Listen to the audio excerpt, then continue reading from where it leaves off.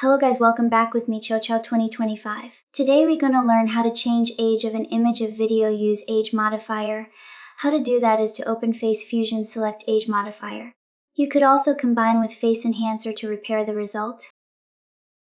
Here are the example. This work like Face Swapper. Just select the face, then adjust the age slider. To the left go younger, to the right go older. What lack is the hair color, and only change slightly. Here other example.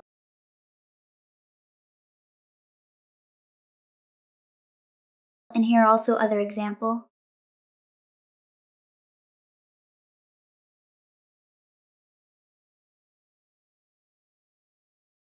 This also work with video. Here a few example.